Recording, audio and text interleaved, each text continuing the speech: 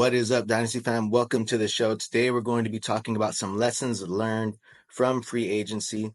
So kind of this year and also from years past. So we want to just not think about these lessons, but maybe how can we learn from these lessons and look at some potential names that we can attach to these lessons. We'll get right into it. We got 5 lessons learned. And at number 5, the first one we have is going to be to stack up on bridge QBs. And even possible, backup QBs, but really not just anybody. We're not talking about anybody in the league, not any old QB, but QBs that have kind of proven that they could spot start. They can even possibly be a bridge QB if the person in front, a young guy, is struggling, or if they draft a rookie, they want to let him sit a few games. So a couple of names out here, especially in Superflex leagues, guys, the QB really comes into play. There's always a need for QBs multiple times throughout the season. So starting QBs are very valuable. And especially if you got one that can put up some points and stay in the lineup, right? Stay in that starting position or starting QB role for multiple games. So if you can get a QB that has a shot to start, right, those are great assets, right? Those are the players that you want to stash on your roster. And I call them recycled currency. I keep seeing these guys fall. You see these guys on the waiver wire year after year sometimes, and it's like, man, I think there's definitely people that should be rostered, and you keep cashing in on these players. So people are going to need starting QBs, like we said, quarterbacks that have been competent. So teams are going to need a bridge QB more and more. Look at this year, really poster child Minshew. Gardner Minshew has been a guy for years, has just come in and started multiple games for multiple seasons, and he gets thrown in the waiver wire sometimes. You can stash him a few times. Sam Darnold, another one out. He was a guy that we said at the end, if you watch our video at the end of last season, he was one of our main stashes. He was number 2, right? So Sam Darnold now looking like he might get a shot to be a bridge QB possibly. I know Minnesota like they want a QB, but you never know. Maybe they let Darnold stay in and let the rookie develop, even if they draft a rookie, which I think they will.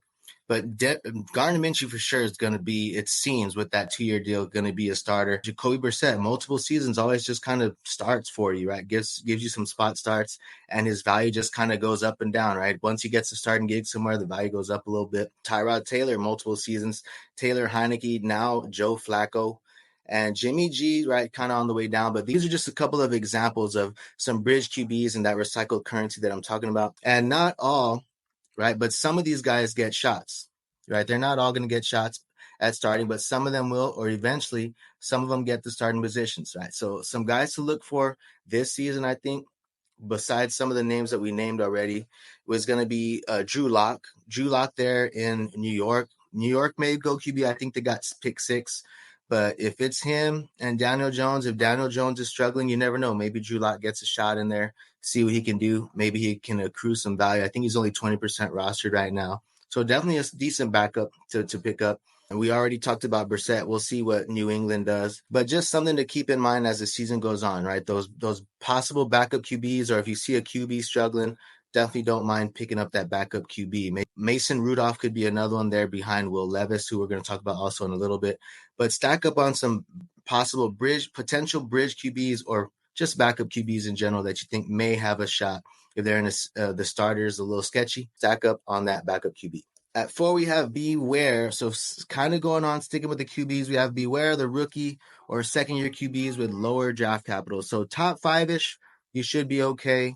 But if you want a top 5 pick, right, you better be playing good. And there's so many names that get replaced season after season, especially this season in 2024. You got Pickett, Howell, Ritter, Mac Jones, O'Connell, even Justin Fields. As much as it hurts, right, he'll be behind Russ possibly to start the season, it looks like. I think he can work his way in there, but for now, we're putting Justin Fields on here.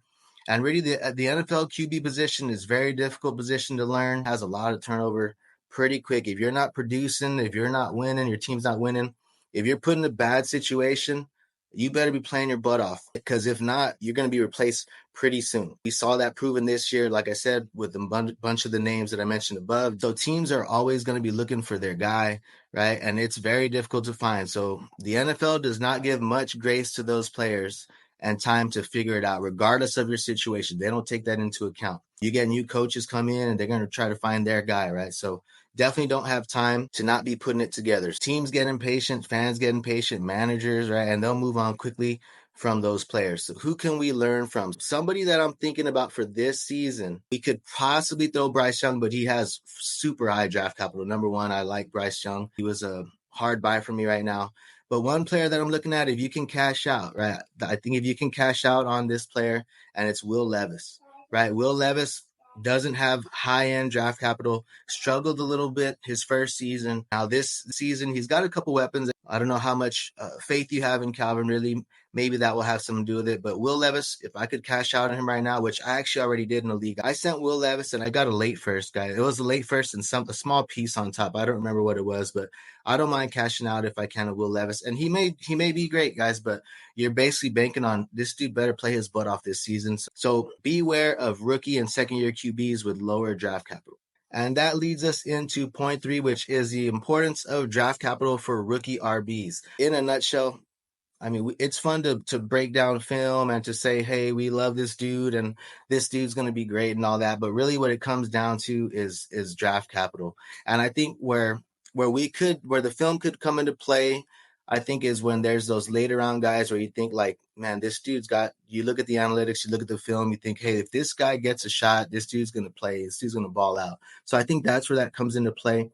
But for the most part, draft capital is very important, probably the most important thing, especially for running backs. So right now, you may get a year or two, right? If you have a round 4 or beyond running back that gets the starting job or even the appearance of the starting job in the offseason, the end of the season, if you can cash out on those players, I think it's always a good idea to do so. You may get a year, but after that, you're more than likely going to be replaced. So some of the guys recently, some names that come to mind are Dameon Pierce, Alexander Madison, Tyler Algier, Ty Chandler, Khalil Herbert, Jerome Ford. They just got Deontay Foreman, who I think will be the lead back there over Jerome Ford. We'll see if they even draft anybody or if they bring back Nick Chubb. Doesn't look like they're going to bring back Nick Chubb, in my opinion. They also signed Nyheim Hines. Now, there's always players that are going to hit, like your Isaiah Pacheco's. Elijah Mitchell was another one, right? He had a very good season in San Francisco. He gets replaced also. So right now, some of the names that I'm thinking about for this lesson right here, I'm thinking